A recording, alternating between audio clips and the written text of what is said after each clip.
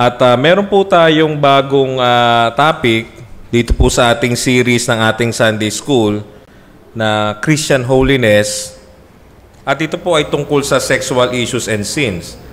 Kung naalala nyo po, yung huling Sunday School natin is about sins at the home.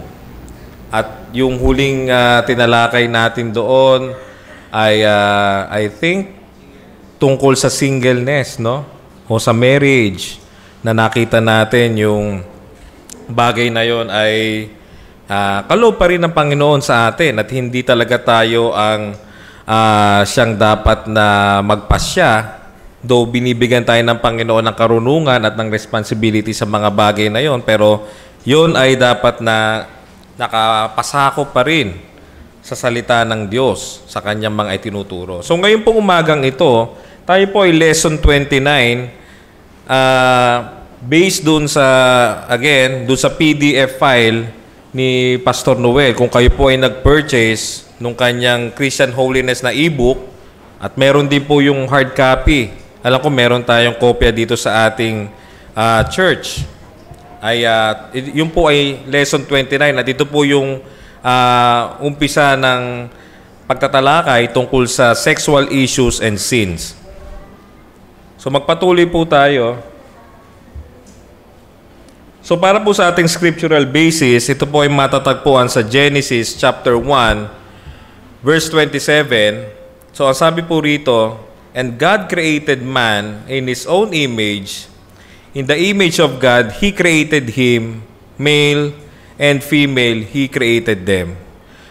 So dito po sa ating pagtatalakay tungkol sa bagay na usapin tungkol sa sexualidad at kung ano bang mga issues at mga kasalanan na nakapaloob dito, ito po yung ating magiging basihan na kung saan makikita natin dito na ang Panginoon, tayo ay Kanyang nilikha ayon sa Kanyang wangis. Ibig sabihin kung ano yung siya bilang Diyos na nag-iingat, bilang Diyos na nag-govern sa atin, bilang Diyos na personal, na yung Kanyang mga attributes na yon, tayo bilang mga nilikha ayon sa Kanyang imahe, ay pinagkalooban niya rin ng mga ganong attributes. Ngunit alam nating lahat na dahil sa ating pagbagsak sa kasalanan, yung image na yon na dapat ay i-reflect natin perfectly, ay ito ay naging isang malabong image dahil sa ating pagbagsak sa kasalanan. Ngunit may natitira pa rin sa atin bilang mga nilikha ng Diyos ayon sa Kanyang imahe. Diba? Meron tayong kapasidad na magmahal. Meron tayong kapasidad na mag-govern o mangalaga ng mga bagay dito pinagkatiwala sa atin. At kasama din doon sa pag-create sa atin, sabi rito, He created him, male and female, He created them. So, nakita natin na nilikha ng Diyos ang tao bilang lalaki at babae. So sabi nga rito sa CSB Study Bible Notes na i-quote ko lang po, sabi rito, Genesis 1:27 clearly states that the distinction, take note, the distinction of the sexes, yung pong distinction o yung sabihin natin na talagang merong babae at saka lalaki, male and female, is also of divine origin. So ito po ay galing sa Panginoon na talagang in-establish niya yung male and female na Kanyang nilikha. So one sexuality is far from a biological accident. Alam niyo po ba yun? One sexuality is far from a biological accident. Hindi po ito isang aksidente. Hindi aksidente na ako ay naging pinanganak na lalaki at yung iba o yung kagaya ng may bahay ko, pinanganak na babae. Ito ay niloob ng Panginoon. Kaya hindi natin pwedeng sabihin, kagaya ng mga narinig natin, which mamaya pag-uusapan natin na ako ay natrap sa isang katawan na mali. Ang aking, ano ba tawag nila dyan? Gender, saka yung sexual identification. Tama ba yun? So mamaya po, medyo pag-uusapan natin yan. Taliwas po yung mga naririnig natin, sadly. Yung sexual preference ba yun or something? Na ito yung feelings ko eh. Ito ako eh. Kaya lang natrap ako sa ganitong katawan na mali. So, dahil po sa pagkamakasalanan ng mundong ito, yan po yung pinapalaganap na katuruan o mga bagay tungkol sa sexualidad ng mundong ito. Na alam po natin yan, makikita natin yan sa mga social media, sa mga internet, kung tayo ay nagbabrowse. Pero alam natin, ang Panginoon gumawa siya, male and female, hindi ito biological accident. At si MacArthur din, sa kanyang study Bible notes, ang sabi niya rito, sa kanyang commentary dito sa verse 27 ng Genesis chapter 1, sabi niya, male and female, while these two persons equally shared God's image, again, ang lalaki at ang babae po sa harapan ng Panginoon, sila ay equal. Pero syempre, meron silang distinct na roles na ibinigay ang Panginoon. Pero sa harapan ng Panginoon, walang nakahihigit. Sila ay pantay, ang babae at saka ang lalaki. So sabi rito, while these two persons equally shared God's image and together exercise dominion over creation, so yung nga sabi, be fruitful and multiply and subdue the earth, di ba? Sabi doon, they were by divine design. So pansinin niyo po, by divine design, physically diverse in order to accomplish God's mandate to multiply. Neither one could reproduce offspring without the other. Di ba? Pero ayokong pumunta tayo sa usapan na paano yung mga test tube baby, paano yung mga surrogate mother, di ba? So, hindi po yun ang scope ng ating pag-aaralan ngayon kasi medyo malalim na po yun. Pero, again, makikita po natin, no, ang Panginoon nag-create male and female according to His design so that tayo ay makapag-multiply. So sabi nga ni MacArthur, neither one could reproduce offspring without the other. Pero sadly, no, natutwist ang mga katotohanan na ito dahil sa patuloy na pag-decline ng mundong ito sa pagkamakasalanan. So yan po yung ating scriptural basis at sa mga susunod na series about sexual sins na ating pag-uusapan. At tayo po ay magpatuloy. So sabi rito, note, we are living in a sexually loose generation starting from or influenced by the West. Kung kayo po ay mahilig magbasa or mahilig kayo sa history, alam niyo po ba yung term na sexual revolution? So, nag-umpisa po ito noong 1950s, no? Through to the 1970s. So, ako po ay pinanganak ng 1983. So, siguro yung mga magulang ko that time, nag-uumpisa yung sexual revolution nung panahon nila. So makikita natin dyan yung mga hippie, pa ba yung mga ginagawa nung araw? Yun yata yung ano lang nun no? Yung mga hippie, ganyan, o yung mga... So nag-umpisa ang sexual revolution sa Amerika taong 1950s and 70s. At ang sabi rito, ito po ay i-quote ko galing kay Carl Trueman. So si Carl Trueman po, isa po siyang pastor na reformed din ng kanyang theology at isa rin po sa ina-admire ko ng mga pastor. Mga binabasa ko rin po yung kanyang mga libro, si Carl Trueman, at I suggest din po na mag-research din po kayo sa internet about Carl Trueman. So magaganda rin yung kanyang mga sinusulat tungkol sa mga bagay-bagay, lalo na pagdating sa practical na pamumuhay bilang mga Kristiyano. So sabi niya rito, etong sexual revolution na nangyari sa Amerika, in which traditional sexual ethics, take note, yung traditional daw na sexual ethics, yung gender roles, alam natin, gender roles, babae at saka lalaki, role of the family in society, siyempre may tatay, may nanay, tapos yung mga anak, were questioned. So dito na nag-umpisa na questionin kung ano yung na-establish. Alam natin ang bansang Amerika, ito po ay naitatag. Kung di po tayo nagkakamali, ginamit ng Diyos yung mga tao ng kanyang mga tao sa pag-establish itong bansang ito. Nandyan yung mga Puritans, sila ay pumunta sa Amerika. Pero hindi natin pwede sabihin na ang Amerika ay isang Kristiyanong bansa. Nakita naman natin kung gaano katindi ang mga kasalanan na pinanggagalingan sa kanila. Pero nung sila ay umpisang ni-establish, kahit yung mga university, 'di ba? Yung Harvard, Princeton, 'di ba? Yale. Lahat 'yan, ang unang pundasyon niyan ay sa salita ng Diyos at ginamit niya ng mga tao ng Diyos. Kaya yung kanilang dating pananaw o yung kanilang na-establish na mga norms about sexuality, yun ay masasabi pa natin nakasalig sa salita ng Diyos. Pero over the years, nung dumating na nga itong sexual revolutions na nag-decline na, unti-unti na nag-decline. Nag-decline na yung moralidad ng bansang Amerika. Dito na nag-umpisa yun. So, isa sa mga nag-umpisa rito, yung tinatawag na contraceptives. Kasi dumadami na rin yung populasyon, pinauso nila yung mga pills, no? Guro, that time, nauna siguro ito kaysa dun sa mga ginagamit pang ibang types ng mga contraceptives ngayon na ginagamit ng mga tao ngayon. So ito ay lumabas noong 1960s. So sabi rito ni Carl Trueman, the pill affected naka-apekto raw ito sa several revolutionary cultural changes. Ano yung mga cultural changes na yun o yung mga pagbabago sa kanilang kultura pagdating sa usapin ng sexualidad? So sabi rito, it severed the necessary connection between sex and procreation. Alam natin, di ba? Sabi sa atin, be fruitful and multiply and subdue the earth.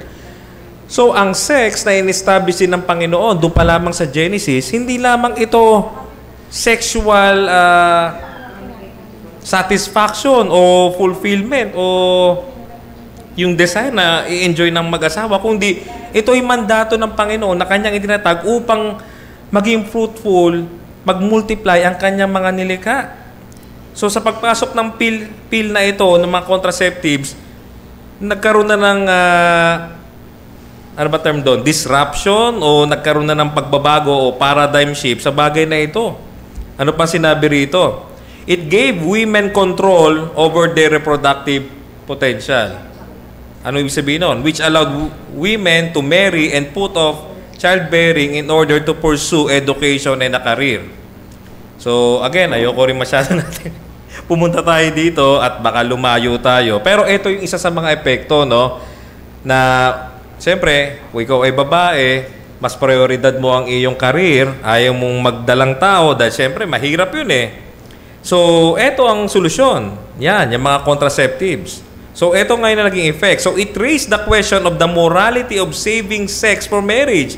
Kasi naging ang isang sex ay na dapat ay sagradong bagay, ito ay spiritual na bagay ayon sa salita ng Diyos. Ito hindi na naging ganun dahil sa sexual revolution na nangyari. Parang isa itong recreation na lang. At wala na yung pagpapahalaga dito. At unti-unti na tayo nag-decline. So sabi rito, there is no age that is without the sin of sexual looseness. Alam niyo po ba, hindi lang nangyari ito sa sexual revolution noong 1950s through 1970s sa Amerika. Kahit po sa unang panahon na makikita natin, sa panahon ng lumang tipan, yung Sodom, alam natin kung ano nangyari sa Sodom and Gomorrah, di ba? Sila ay tinupok ng Panginoon dahil sa kanilang immoralidad. So nakita na natin yung sexual sin noong unang panahon pa lang. Ngayon sa New Testament, alam natin yung Corinth. Kung kayo po ay nagbabasa ng background, no, sa Bible at mga sa history din, grabe yung ginagawa ng mga taga-Corinto, yung kanilang mga, I'm sorry for the term, no, nakalagay yung kasi mga orgies. Yung orgies po, grabe po yung sexual na aktibidad na ginagawa nung unang panahon. So hindi lamang po sa panahon natin ngayon grabe yung yung mga pagkamakasalanan tungkol sa sexualidad. Kahit nung unang panahon, ito po ay laganap na. Yun po yung ibig nating gustong puntuhin dito. Ngunit alam natin, sabi rito, yung ating henerasyon ngayon, syempre, advance na tayo eh. Marami nang naging nag-progress na, 'di ba? So yung henerasyon natin, mas grumabe pa, mas naging madali. na tanggapin yung mga ganitong bagay, yung sexual looseness na sinasabi natin dito na pagkamakasalanan na nakapatukoy sa usaping sexual. Bakit? Kasi, una, amoralizing of sexual issues, ibig sabihin, yung sexual na usapin o yung sex, na yun ay spiritual na usapin, na yun ay sagrado, dahil sa pagkamakasalanan ng tao, ng sanlibutan, ito ay sinasabi na, hindi naman yan moral na usapin. Huwag yung iano yan sa Bible, hindi yan moral. Scientific yan. May mga studies kami dyan na ginawa.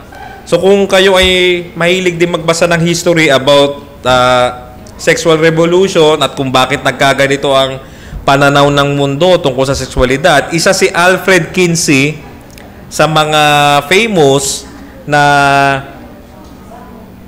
isang manunulat, no? Isang author ng mga libro tungkol sa human sexuality. So sabi rito, Alfred Kinsey is most famous for his groundbreaking research on human sexuality. So ipinasok na ngayon yung science, no? Na yung science binabangga ngayon yung katotohanan na nakastablish sa salita ng Diyos tungkol sa sexualidad. So ano yung sinasabi ni Alfred Kinsey rito?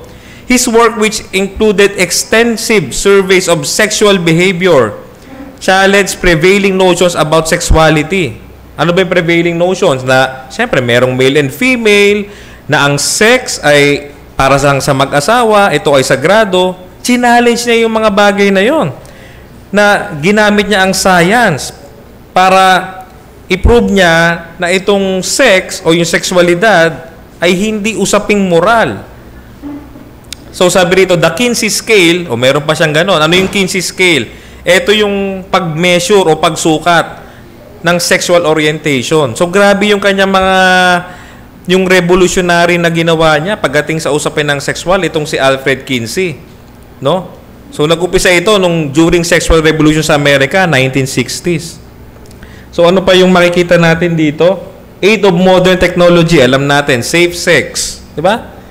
Dahil nga, meron na tayong mga bagay o merong mga pwedeng gamitin para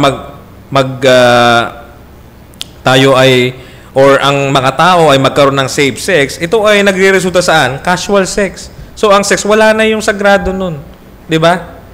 Wala na 'yon kasi ito na yung norm, ito na yung uso ngayon eh.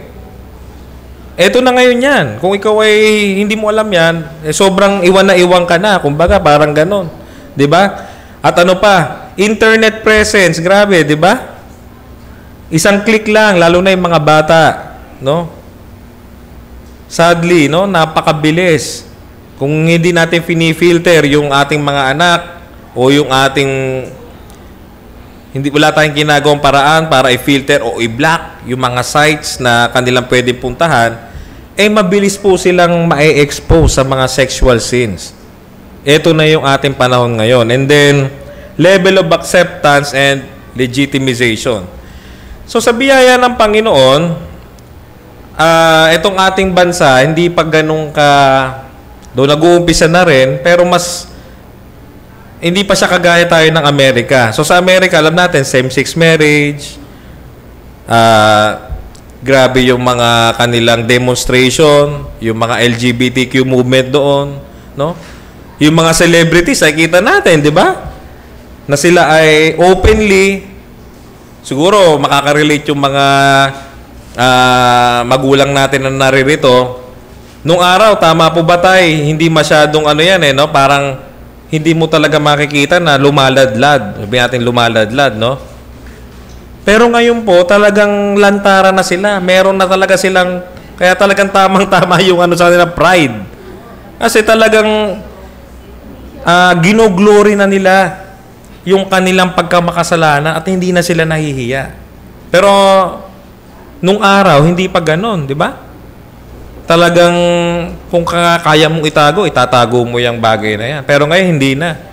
So, eto na po yung panahon natin. Kaya nararapat lamang po bilang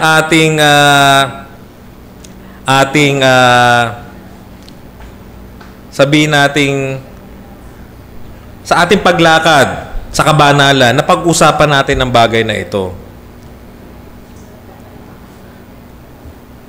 So ano pong punto na sinasabi natin? Yung nga po, sabi rito, much of demands of holiness in the present must address sexual sins. So kung tayo ay naglalayo na tayo ay magpatuloy, lalong lumakad ng may kabanalan, lalong magkaroon ng kakayahan na labanan ang kasalanan at magpatuloy hanggang sa muling pagbabalik ng Panginoon, kailangan nating tingnan ang bagay na ito, yung sexual issues and sin. Sabi rito, because of so much sexual immorality, some have a negative view of sex. O, yung iba naman, nagkakaroon na sila ng negative view of sex dahil nga yung sex masama yan, ganyan.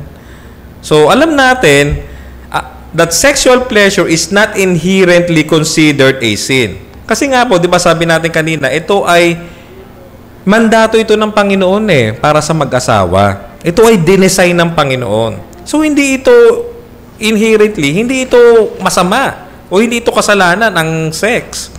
It is viewed as a gift from God meant to be enjoyed within the context of marriage. Pero yun nga, sadly, dahil sa pagbagsak ng tao, ito ay nagiging kakaroon ng negative view. So the tradition emphasizes that sexual relations should occur within a loving, committed relationship between spouses.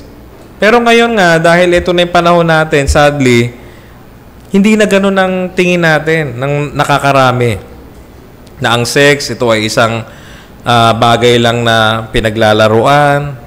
Ito ay bagay lamang na for pleasure, na ginagawa ng kahit hindi mag-asawa. So wala na to. Hindi na to something na dati-rati, napaka-conservative pa ng mga tao. Diba? Ngayon wala na. Hindi na yon.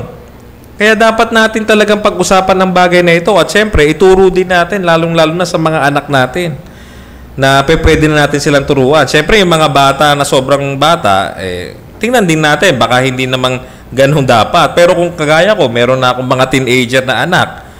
So, kami mag-asawa, talagang responsibly, kailangan na naming ituro sa kanila ang mga bagay na ito.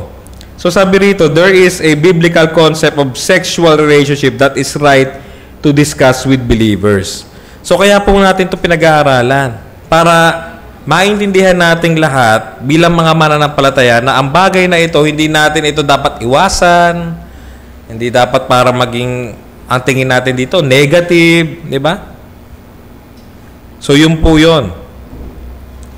At dahil dyan, ito yung dapat na prinsipyo na nanggaling sa ating Panginoon sa kanyang mga salita. Sabi rito, male-female distinction of God's human creation. Male-female distinction of God's human creation. So, yung topic po natin sa umagang ito, particularly dito sa sexual issues and sin, is about homosexuality. Yun po yung unang topic dito sa series natin about sexual issues and sin. Yun po yung ating i-discuss, homosexuality. Yun po yung sin na ating i-discuss sa particular dito sa ating lesson na ito. So again, ang prinsipyo natin galing sa salita ng Diyos, sa gaya ng binasa natin sa Genesis 1 verse 27, at makikita rin natin yan sa Genesis 5 verse 2, na ang Diyos ay lumikha lamang talaga sa kanyang paglikha, meron lamang distinct, no, na male and female. Walang kalahati lang, walang 1/4, 1/3, 1/2. Distinct po, babae at saka lalaki. So sabi rito, the sexual distinction is a matter of physical identity. Again, sabi ng Panginoon, we are created according to His own image and likeness. At meron tayong physical na identity na distinct tayo. Alam natin, di ba? Ang mga lalaki, ang bone structure, malalaki. Ang mga babae, maliliit. Pero minsan, may mga babae rin na mas matangkad pa sa akin, mas malaki katawan sa akin. Pero, generally, ang majority, iba talaga ang physical structure ng babae at saka lalaki, yung lakas, 'Di ba? Di hamak na mas malakas ang mga lalaki kaysa babae. So, hindi ito feeling or choice. Makikita natin sa katawan natin, sinasabi ng ating katawan, pag tumingin tayo sa salamin, na tayo ay lalaki o tayo ay babae. Hindi ito something na, hindi, pakiramdam ko, iba ako eh. Natrap lang ako sa katawan na to. Yun ang prinsipyo na tinuturo sa atin ng Biblia. Ano pa? The sexual distinction is a pre-fall identity. Ibig sabihin, bago pa bumagsak ang tao sa pagkakasala, nilikha na sila bilang babae at lalaki. Ngunit, sabi rito, but perpetuates. Sabi, nagpapatuloy ito kahit na ang tao bumagsak sa pagkakasala. So, hindi ibig sabihin, hindi kasi iba na ngayon eh. Iba na ngayon ng Deacon Anthony o Brother Anthony.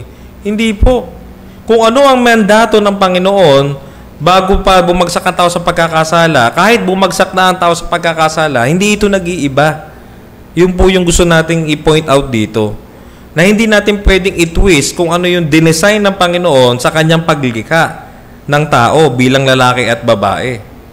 And then, the distinction maintain the equality of male and female in humanity. Again, yung nga po yung sinabi natin. Equal po, no? Walang nakahihigit, walang nakalalamang, walang dehado.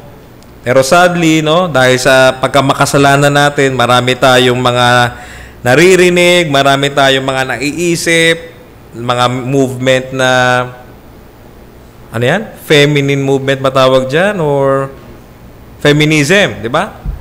Pero hindi po. Maliwanag ang salita ng Diyos, ang babae at lalaki ay equal sa harapan ng Panginoon, ngunit meron tayong mga distinct na roles. Alam natin yan, lalo-lalo na pagdating sa family. At yan ay na-discuss din natin doon sa mga nakaraang previous lesson natin sa isang pamilya bilang mag-asawa. So yan po ang ating fundamental principle na meron lamang pong nilikha ang Panginoon, babae at lalaki. So magpatuloy po tayo. So sabi rito, the equality must maintain the distinction and not yield to interchangeability. So yan po yung nagiging issue. Ito po yung issue ng ng homosexuality na kung saan nagkakaroon ng pagpapalit. Diba? Ito ka, physically, ikaw ay lalaki. Ikaw ay pinanganak na lalaki. Ngunit gusto mong magpalit ng iyong sexualidad. No? Pero hindi yun ang mandato ng Panginoon, hindi yun ang prinsipyo ng salita ng Diyos. Kaya sabi rito, the equality must maintain, no, the distinction and not yield to interchangeability. Kahit sabihin natin tayo ay equal sa harapan ng Panginoon, hindi ibig sabihin pwede na tayo magpalit. Ay, equal lang naman pala eh. Kung ano yung kayang gawin ni lalaki, kaya din gawin ni babae yan. Kung ano yung kayang gawin ni babae, dapat pwede rin gawin ni lalaki yan. Kasi equal naman pala sa harapan ng Panginoon eh. So, sadly, yung mga tinatawag na liberal theologies, no? Maring iba yung view nila dito, no? At loosely, hindi sila talaga nag-a-adhere kung ano ang sinasabi ng salita ng Diyos. Kaya, maring sa kanila, pumapayag sila ng mga same-sex marriage. May mga church po, no? Nakakalungkot, no? Sa ibang bansa, sa West, may mga church na nagsasabi na nagtuturo ng orthodox, no? Pero nagkakasal sila ng ng same-sex na ng marriage, nag-officiate sila.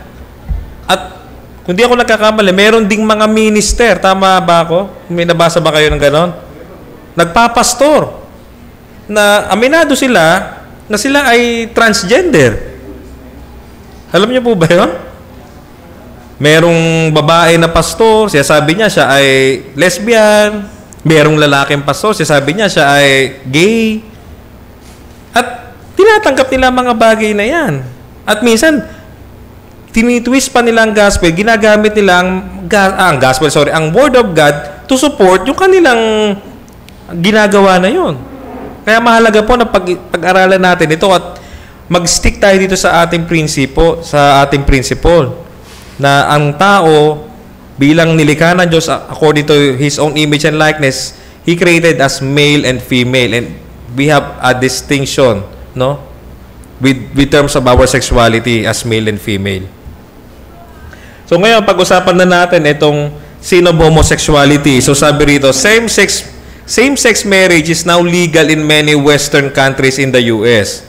So, nag-umpisa ito nung 2015, nung talaga na-legalize na pwede na yung same-sex marriage, pinapayagan na. Pero sa bansa natin, sa biyaya ng Panginoon, wala pa yan. Tama po ba? Kung kayo ay familiar dun sa SOGI Bill, alam niyo po ba yung SOGI Bill? Yung SOGI Bill po, ito po ay sexual, yung S, no? Acronym ito yung SOGIE o yung SOGI. So ito ay Sexual Orientation and Gender Identity Expression Equality Bill. SOGI. Nakalimutan ko na po kung sinong mambabatas ang nag-umpisa nito. Pero, ang alam ko po, ito po ay hindi pa naaprubahan. Tama po ba? Hindi pa pumapasa to, no? No, nakat na. So, salamat sa Panginoon kasi nakat na pala ito. So, ito, it aims to protect individuals from discrimination based on their sexual orientation. Alam niyo po ba kasi, kagaya ng sinabi natin kanina, nung araw, di ba? Takot na takot lumadlad ang mga tao na ganito ang kanilang pananaw sa kanilang sexualidad, na iniiba nila ang kanilang sexualidad. Kasi nga, unang-una, madidiscriminate sila. Pwedeng gulpiin sila ng tatay nila. Ipahiya sila sa pamilya nila. I-disown sila. Hindi na kita anak. Wala akong anak na ganyan. Di ba? So, pero ngayon, dahil nga nag-iba na ang takbo ng panahon natin, nandun pa rin, hindi naman nagbabago yung pagkamakasalanan, nandun pa rin, mas tumintindi lang, gumagawa na ang mga tao para protektahan yung kanilang mga rights. At eto nga yung SOGI Bill. So sabi nga natin, buti na lang, sabi ni Brother Mark, nakat na ba? Tama? So, o nilalabi pa rin ba nila to? Hindi na nakapasa. So, yun. Kasi maraming mga umupose, no? Sa biyaya ng Panginoon, may mga nag-oppose sa bill na ito. At buti na lang hindi ito naipasa. So, sabi rito, the LGBTQ sector has become very militant and successful in claiming rights. So, makikita natin yan sa Amerika. Yung mga movement, yung mga demonstration. Kahit sa atin dito, meron na rin mga... Sa opisina po namin, hindi naman sila ganun ka-violent, pero talagang meron na silang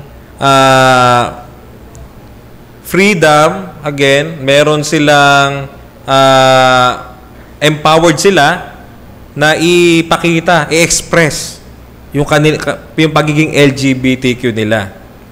So, yan na ngayon ang kalagayan natin pagdating sa sin of homosexuality sa panahon natin ngayon. No? LGBTQ, hindi ka pwede sa Amerika, pwede kang makasuhan kapag ikaw ay pina-stop mo yan o nagsalita ka ng kunyari, nagpipreach ka about sa homosexuality dun sa school, sa public, pwede kang ipadampot. Kung makikita nyo, sa YouTube, yung mga pastor na nagpipreach about homosexuality, may dumarating na mga security o minsan police. Tapos escorta na sila. Kasi pinapatigil sila ng mga nagrarally ng mga LGBTQ doon.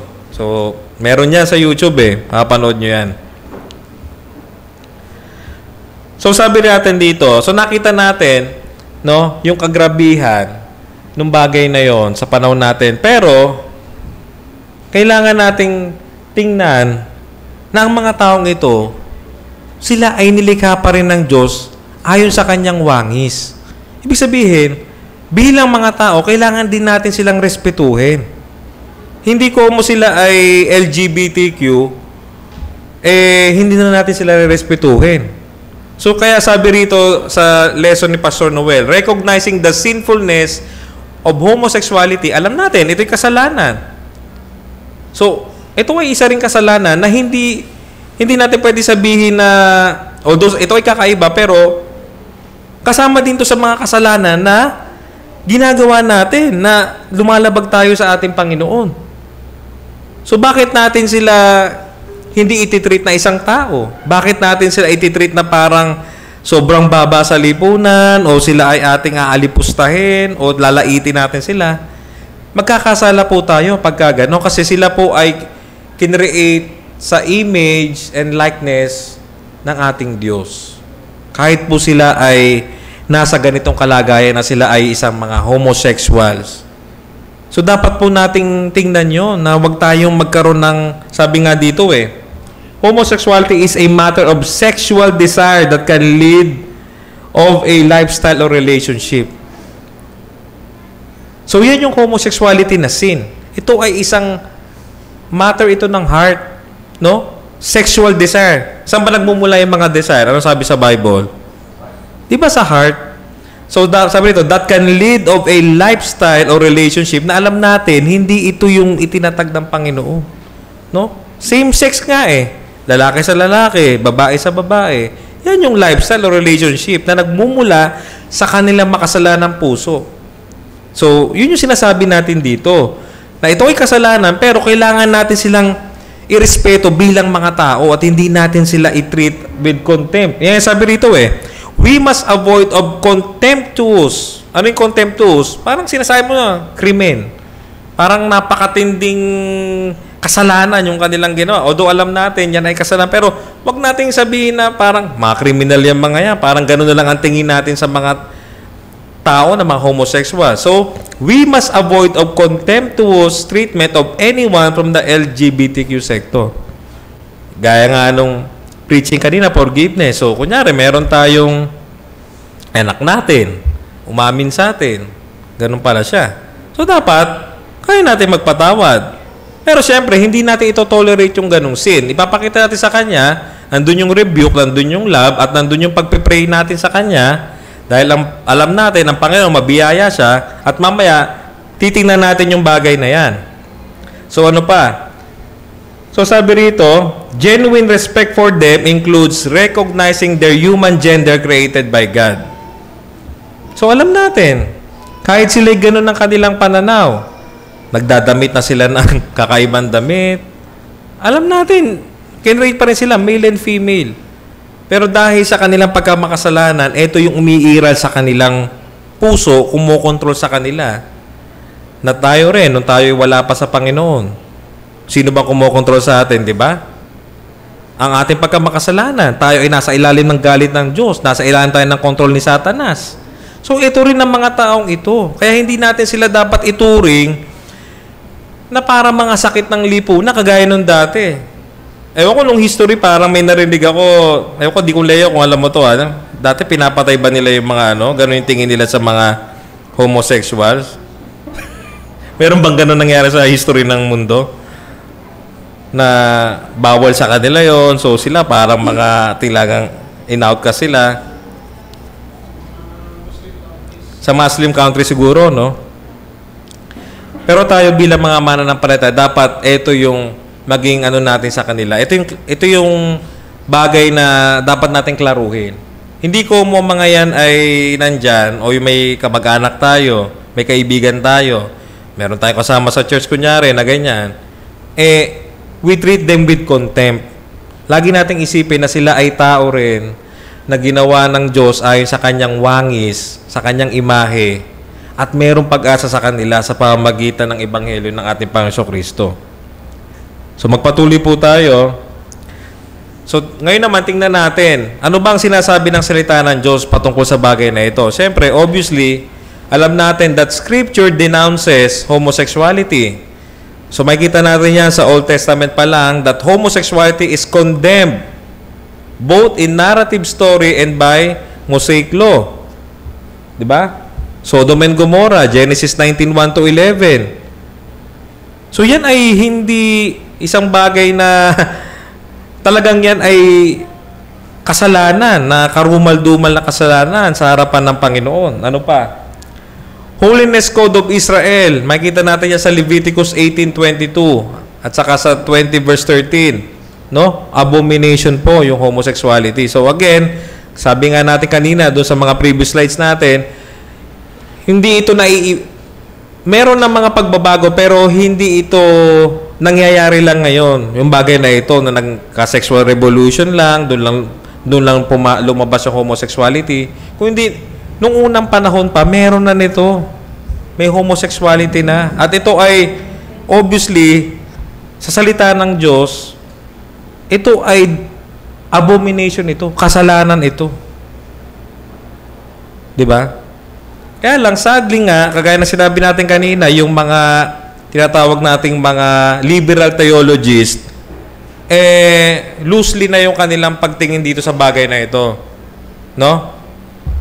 Pero tayo, dahil tayo ay naglalayo na lalo tayong matuto sa salita ng Diyos, magpatuloy tayo sa kabanalan, so tinitingnan natin ang bagay na ito na isang kasalanan at ito ay isang abomination sa harapan ng Panginoon. Sa New Testament naman, alam natin na ang homosexuality ay ganun din. Ito ay hindi tinotolerate. Ito ay isang sin. No? Ito ay kinokondemn as sin. So, sabi natin, alam natin yan, sa Romans 16:26-27, di ba? Sabi doon yung vile passions, they exchange natural use, no? Di ba? Yung male at saka male, no?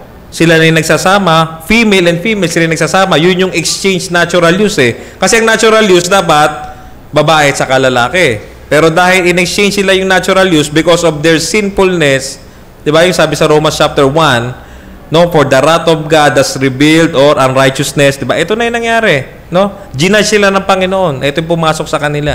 So sabi rito, Paul explains for the second time God's response to humankind's assault on his honor and dignity. So itong bagay na ito ay pag-assault sa dignidad at saka sa honor ng ating Diyos na siyang lumikha sa atin. So God delivered them up to dishonorable passions, including the exchange of natural sexual relations with unnatural. Ano yung unnatural? Yun nga, homosexuality, yun. So kahit anong tingnan natin sa salita ng Diyos, magpa-tumbling-tumbling tayo, malinaw po ang salita ng Diyos, kasalanan ng homosexuality.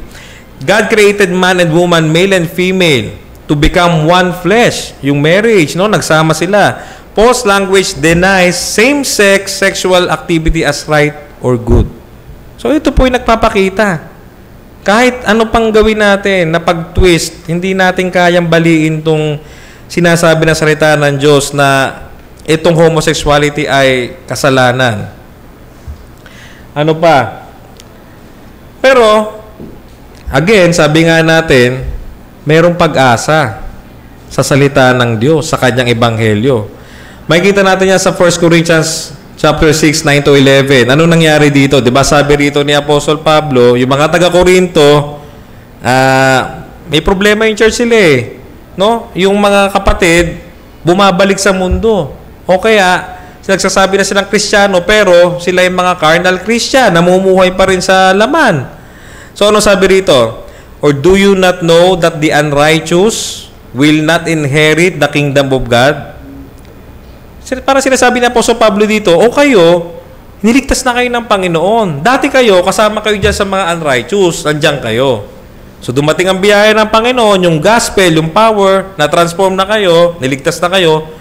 So, wag na kayong sumali dyan kasi alam nyo ba, yung kalagayan nyo dati at saka yung mga tao na yan ngayon na nagpapatuloy sa kanilang kasalanan, ano sabi? Sino itong mga tao na to? Sabi rito, neither the sexually immoral, no? Nor idolaters, nor adulterers. Tapos eto na, binanggit na, specific, explicitly, yung homosexuality, nor effeminate. Ano ba effeminate? Kung hindi ko nagkakamali sa Tagalog, parang ano bang ginamit dito? Binabae? Tama ba? Sino ba may Tagalog na Bible dyan? 1 Corinthians 6, 9-11. Pakibasa nga yung, kung merong may Tagalog dyan, ano yung ginamit na term?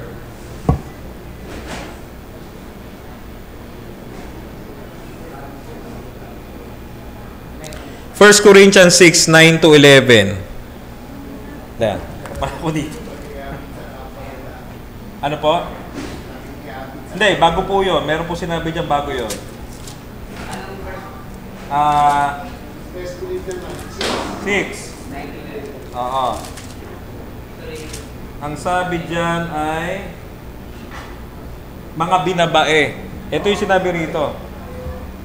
Mga binabae. Binabae, tapos binabae. So malinaw po, ano? Hindi lang yung mismo nagko-commit ng ano? Hindi lang yung mismo nagko-commit ng same sex. Kahit mismo yung isang tao na nagpapakita siya na siya ay effeminate o yung pagkamalambot niya, pero again, mag-ingat po tayo, no? May mga pinanganak na yung kilos sila parang medyo ganon, wag naman natin agad i-judge, di ba? Kasi may mga ganon tao parang iba yung kilos nila Pero kailangan nating explain pag nahalata natin na teka, yung anak ko ganito na o si Brad ganito na. Dapat nating i-rebuke kung talagang na-prove natin na medyo may problema na si kapatid o yung kung sino mang mahal natin sa buhay na kaya pa natin silang kausapin. Kasi sinasabi rito, nagkakasala ka. Kung ikaw ay isang binabae, kahit sabihin mo na wala kang karelasyon na same-sex, pasok ka sa gumagawa ng kasalanan na ito. Yun yung gusto natin sabihin dito. Pero, anong sabi sa verse 11? Napakaganda yung verse 11 Pwede mong basahin, Brother Mark, yung verse 11. Sige, kahit ano po.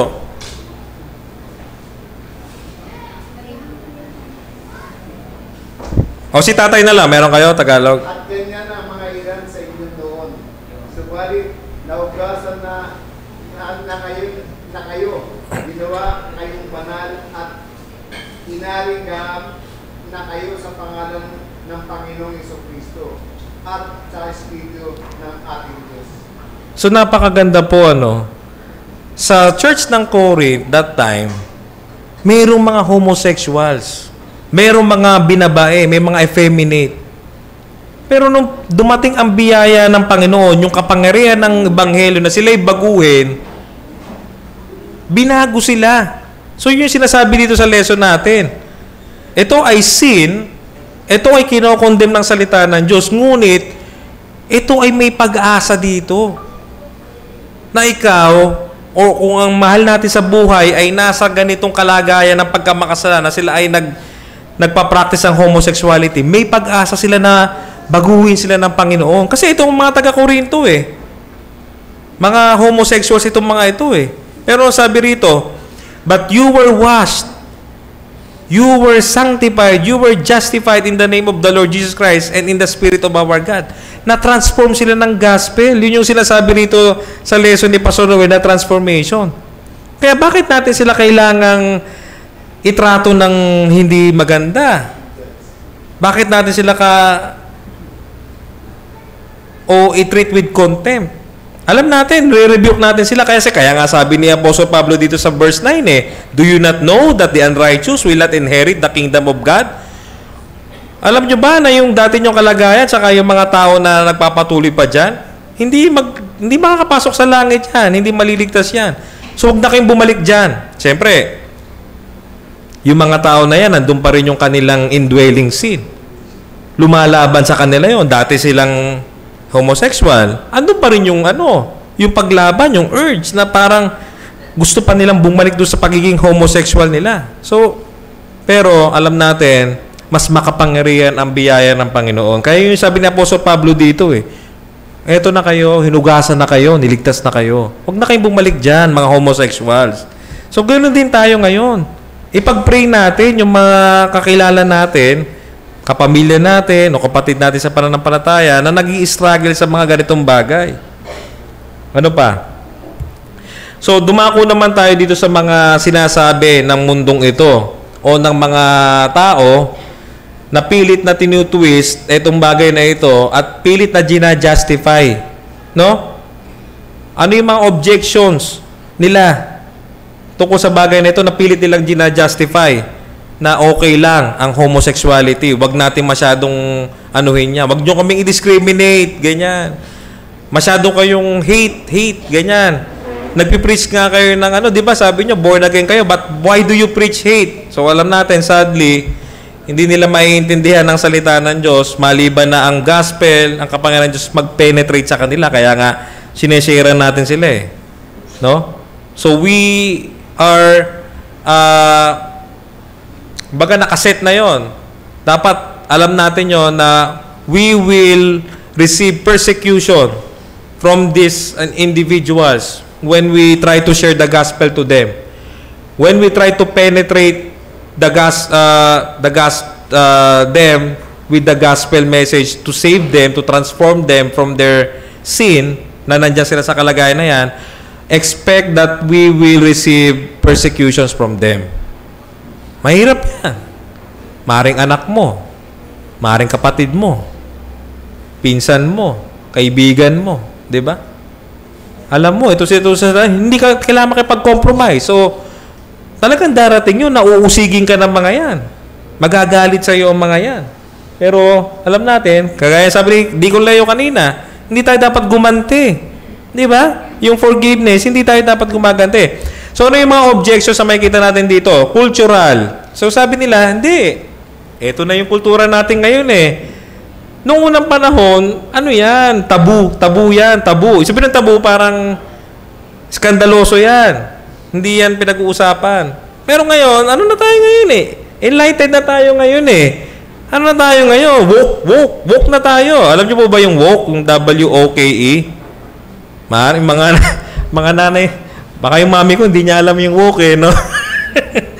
Yung woke po, siguro, Brother Mark, pwede ba explain? Medyo maikli lang ko ano yung woke para lang for the benefit ng mga... Yung woke ideology po, yun po yung principle na sa panahon natin ngayon, yun yung nagdo-dominate sa mainstream media, sa lahat ng commerce ng tao. Example po niyan, yung homosexuality, yung feminism, Black Lives Matter, at kung marami pa. Ibig sabihin po ng woke theory, mas meron kang voice sa society kapag membro ka ng isa sa mga ito. Single mother, battered wife, feminist, empowered ka. Empowered ka. So, ang nangyayari, inaalis na po yung bumag po kasi yung secularization. So, inaalis na po yung religiosity sa lahat ng sphere ng buhay natin. At ang pinapasok lang po dun yung mga ideology. Secular. Mga secular na ito. Yung wokeness. Kapag hindi ka woke, wala kang karapatan magsalita sa atin. Yes. Straight ka. Parang hindi mo kami naiintindihan kasi hindi ka mulat. Wala kang kamalayan eh. Hindi ka woke. Parang gano'n yung sinasabi ng panahon ngayon, ng mga bata ngayon o ng panahon ngayon. Yun yung woke na tinatawag. No? Mulat ka. Ibig sabihin, mulat ka. Wag mo kaming i-persecute kung bakla kami, tomboy kami. Hindi ka kasi woke eh. Kaya di mo kami naiintindihan. Yan. Yun yung ibig sabihin nito. Yun yung sinasabi nila. Pero, anong sabi? Anong answer? Roman culture accepted homosexuality, but Paul denounced still. So, doon pa lang, sa panahon nila, ng New Testament, meron na mga homosexuals doon, hindi naman pala talaga pinapatay. Accepted na. So, ibig sabihin, yung kanilang objection, mali. Walang basis. Para sabihin nila na, hindi, bago na ngayon. I-accept na natin yan. Kahit sa churches natin, i-accept natin yan. Yung mga homosexuals, alam natin, hindi natin sila inaano in contempt. Hindi natin sila dapat pandirian, dapat laitin. Pero, we must rebuke them. If they are continuing in this sin, which is mamaya, titingnan natin yung part ng church discipline, kung meron man dito sa atin, na member, covenant member, at siya ay nag-e-engage sa kasalanan na ito, ang sinasabi ng salita ng Diyos, nagkakasala siya at kailangan siyang bigyan ng karampatang disiplina na naaayon sa salita ng Diyos. Pero, ang bagay na ito, hindi ito pwede sabihin na hindi. Yan na uso ngayon eh. Woke na ngayon, enlightened na ngayon ng mga tao. Makaluma na yan, Brad. Yung ginagawa nyong hindi na yan. Pero hindi, nakikita natin, unang panahon pa lang, meron na yan. Ano pa? Biological, psychological. O, di ba? Ito yung lagi sinasabi ng mga tao na nag-i-engage sa homosexuality. Hindi, ito yung isip ko eh. Hindi ko maintindihan. At saka pinanganak na akong ganito eh. So sabi rito, my real gender is not my body. Ayun nga, natrap ako dito eh. Pakiramdam ko kasi hindi talaga ako to eh. Natrap lang ako dito. So sadly, ang science, ang secularism na gaya ng binanggit ni Brother Mark kanina, ito yung sinasabi. Gina-justify yung pagiging ganun ng isang tao. Pero anong sabi ng Biblia? The body and its sexual function is visible and irreversible. Oh, ikaw ay lalaki. So meron kang male organ, ikaw ay babae, meron kang female organ. 'Di ba? Paano mo sasabihin na pwedeng mag-interchange o pwedeng magpalit? Parang ito, ayaw nilang gamitin na may tatawag silang mga pronouns, ba? Ano ba pronoun sa Tagalog? Panghalib. Ibig sabihin yung sila, tayo, yun po yung mga pronoun. Ang mga taong ito, ayaw po nilang tatawagin sila dun sa talagang dapat na pronoun sa kanila. Dahil nga nagpalit na sila. Kunyari, ako, homosexual ako. So, dapat tatawag sa akin, he, o lalaki. Pero dahil nagpalit na nga ako, ang gusto ko, tawag sa akin, babae. Pero, ang hirap naman nun, di ba? Nakalagay, Mister. Alam, pag nagpila pa ako ng form sa gobyerno, i-check ko ba, Miss? Magugulat sa akin ngayon yung nasa City Hall kung ano man. So, para walang problema, ang sabi niya, hindi, tawagin nyo kami, they, sila, tayo. Huwag nyo kaming pangalanan specifically para wala na tayong gulo. Hindi po ganun yun. Para sinabi natin, kung ako gusto ko maging pusa ako. Pakiramdam ko, pusa ako mukha ba akong pusa? Hindi naman. So, yan po ang problema. Sabi rito ng mga nag-o-object sa pagkamakasalanan ng homosexuality, hindi, sa isip po, ganito ako Pinanganak ako, ganito ako ganito nararamdaman ko hindi po pwede yun. Magkakaroon po tayo ng disorder sa mundong ito. Gusto ko, pusa ako. Ikaw, gusto mo, aso ka. Di ba? Paano naman yun? Mahirap yun, di ba? So, yan po yung mga makikita natin na objections. Ngayon, anong punto sinabi rito? Alternative research indicate relational disorder as occasioning homosexuality. Take note po, ano po ba yung relational disorder? Ang relational disorder, sabi rito, refers to a pattern of dysfunctional interactions and relationship between individuals, often characterized by conflict, poor communication, lack of mutual support or understanding. In short, it is a matter of the heart, ang pagiging homosexual. Hindi ito sakit, hindi ito psychological, hindi ito genetics. It's a matter of the heart. It's a heart issue. And alam natin, pag heart issue, ano yan? Sin. So, I'm sorry. Hindi natin pwedeng i-justify na hindi. Ganito talaga yung So, sorry po medyo bilisan ko na daw kasi so ngayon ito po yung almost last part na ng ating pag-uusapan. So paano natin i-deal ito as mga Christians, itong homosexuality? So nakita natin yung pagkamakasalanan ng homosexuality. So paano natin i-deal ito? Unang-una, respect with sensitivity. Gays must be treated as fully human in God's image. Yung sinabi natin kanina. Kapag tayo po ay hindi nagre-respeto sa ating kapwa, tayo po ay nagkakasala. Kaya dapat po nating irespeto ang bawat isa. Lalong-lalo na itong mga taong ito na nag-e-engage sa ganitong gawain. Kasi sila ay they are created, again, still created in God's image. Ano pa? Confront without compromise. Again, may kapatid tayo rito kunyari, o may anak tayo, di ba? We need to confront them na ito ay sin. Ito ay abomination. Hindi tayo dapat makipag-compromise dito. Pero, kailangan natin ng wisdom from God kung paano gagawin yon. Siyempre, dapat yung love, nakikita pa rin. Yung preaching kanina, forgiveness, di ba? Siyempre, kahit paano masakit yun. Kunyari ako, tatay ako. Umamin yung anak ko, gano'n, di ba? Mahirap yun, pero sa biyaya ng Panginoon, kaya natin yan. Ano pa? Believe in transformation. Again, nakita natin, mga taga-Korinto, dating mga binabae, dating mga homosexuals, pero binago ng Panginoon. So, walang pag-asa, walang imposible. Ito ay kagaya din ng lahat ng kasalanan na pinatawad ng Panginoon. Hinugasan niya ng kanyang banal na dugo. So, the grace of the gospel has transforming power. And then lastly, censure with integrity. Ito yung sinabi natin kanina. Church discipline. So, kailangan manindigan tayo sa salita ng Diyos. Kung meron tayong kapatid dito, covenant member, at alam natin, napatunayan natin na nag-i-engage sa ganitong gawain, kailangan po nating i-apply yung church discipline.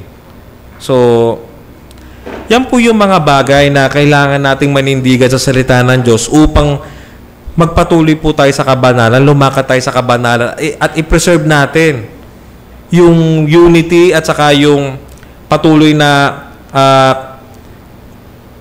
kalinisan ng katawan ng ating Panginoon nung kanyang iglesia. And then, restore as testimony. So, may makikita tayo, no, sa US. Ewan ko, siguro meron din dito sa atin, no? Nagte-testimony sila, dati silang ganito, binago sila ng Panginoon. At gaya na napag-aralan natin doon sa ating sinisiri sa Thessalonians, na yung binagong buhay, ito ay powerful testimony. So, ito rin yung mga taong ito na binago ng Panginoon. Na nakikita ng mga tao na sila ay alipin na pagkamakasala ng homosexuality at sa biyaya ng Panginoon, dumating yung gospel, mabago sila din. At nagiging isang powerful testimony yung buhay nila ng mga dating homosexual na binago ng Panginoon. So, ito na po yung panghuli, no? So, ano ang ating hamon o challenge? So, again, do not compromise on what is sexually sinful. Huwag po tayo mag-compromise sa bagay na yan. Huwag mo natin paglaruan ng kasalanan. Huwag tayong bumalik na dyan. Kung iniligtas na tayo ng Panginoon, huwag na tayong bumalik dyan, but believe in God's grace. So, alam natin, ang Panginoon, mabiyaya siya. Walang imposible, ang Panginoon, wala siyang hindi kayang gawin sa bagay na yan. Kung meron man tayong problema dyan, meron man tayong kamag-anak na nag-engage sa ganyan, pinagpe-pray natin. So, wag po tayong panghinaan ng loob. Dahil alam natin, ang Panginoon, mabiyaya siya. So, sige po.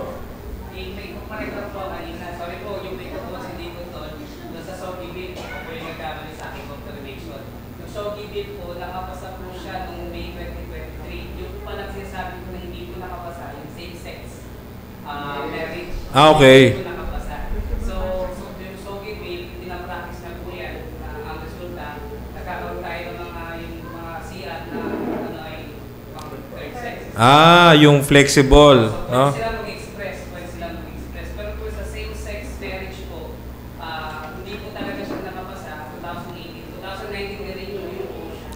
Same-sex union, at hindi pa rin siya nakapasa. Ngayon po, 2024, pinaka-latest, ang pinupos naman nila, same-sex partnership. So, walang religiosity na involved. Magkakaroon lang Magsasama lang.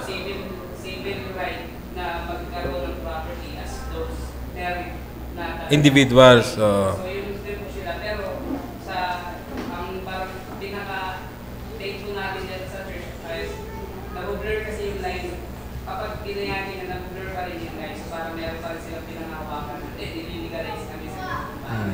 So, doon din nila rin-identify. So, mahalaga rin po na salamat sa grace of Panginoon pag-usapan yung mga bagay nito for us to be po sa atin na bilang mga may integrity na, isa-section natin with integrity, kailangan natin may tignan pala. So, pasensya na po, medyo nagkamali po ako sa aking pag-confirm kanina, pero yun po, ang correction po doon, so give it, batas na po, same-sex marriage, pinupush pa rin po nila. So yun po, no, salamat Brother Mark sa clarification. So bago po tayo magtapos, ang gusto ko lamang pong iwanan, patuloy po tayong manalangin sa Panginoon na patatagin niya iglesia natin kasi di natin alam. Maring in the future, maka-encounter tayo ng ganito. Merong dali ng Panginoon dito, maging covenant member natin na nag-engage sa ganito at kailangan nating i-practice ngayon yung censure o church discipline. So ito yung mga bagay na dapat alam na natin ito, napaghahandaan natin ito sa pagtakbo ng ating iglesia habang tayo ay binibigyan ng Panginoon ng buhay na magpatuloy dito sa mundong ito. At lalong-lalo na ngayon na tayo ay nalalaman natin ang mga bagay na ito. So meron tayo talagang responsibility sa ating mga kamag-anak, lalo na yung mga anak natin, mahal sa buhay, o kaibigan, kaklase, kapatid, na sabihin, ang bagay na ito ay kasalanan pero i-penetrate natin yung gospel sa kanilang buhay. Kasi ito yung power, ito yung biyaya ng Diyos na matransform sila. Hindi yung pagkukondem Although kinokondemn natin sila as sin, pero hindi ito yung contempt, hindi ito yung sobrang judgmental ka. So, andun yung love, andun yung compassion, andun yung forgiveness. So, yun lamang po. May gusto po bang magtanong pa bago tayo mag-close at mag-pray para sa ating lunch?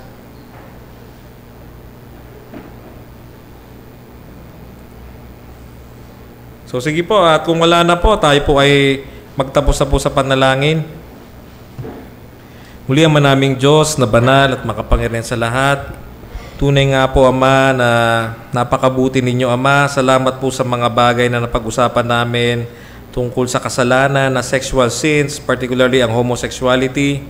Alam namin, Panginoon, na napakahirap nito at ito ay isang bagay na sadly sa mundong ito matindi na po ang kilos ng pagkamakasalanan sa bagay na ito. Ngunit alam namin, Panginoon, walang imposible sa iyo. Kaya salamat sa mga karunungan na aming napag-aralan sa umagang ito. Dalangin namin na patuloy niyo kaming tulungan sa bagay na ito. Kung meron man po sa amin na nag-i-struggle sa bagay na ito, kayo po nakakabatid nito, nawa ay mahabag kayo sa Kanya, maawa po kayo, Panginoon. At hindi lamang po yon, kung sa aming kalagitnaan, meron kaming mga mahal sa buhay na alam namin na nag-i-engage sa bagay na ito, tulungan niyo po kami, Panginoon, na mahabahagi na namin sila ng inyong ebanghelyo, mas manaig ang pag-ibig, ang pag-abot sa kanila. Alam namin, Panginoon, kayo ay mahabagin, kayo mabiyaya na kaya niyong baguhin ang mga taong ito, na iligtas ninyo sila, na makawala sila sa kalagayan na sila ay alipin ng bagay na ito. Salamat din po, Panginoon, sa mga biyaya na pagkain na aming tinanggap mula sa inyo, na aming pagsasalusaluhan sa tanghaling ito. I-bless niyo po ang mga pagkain na ito. Salamat din po sa aming mga kapatid na nag-labor, Panginoon, para mag-prepare, magluto, mamalengke, Panginoon, ng mga pagkain na ito. Pagpalain niyo po ang kanilang buhay at nawa, Panginoon, ng mga pagkain na ito ay gamitin ninyo na source ng kalusugan ng aming lupang katawan, Panginoon. Salamat po, Ama. Ito po ang aming samot dalangin sa pangalan ng aming Panginoong Hesus. Amen.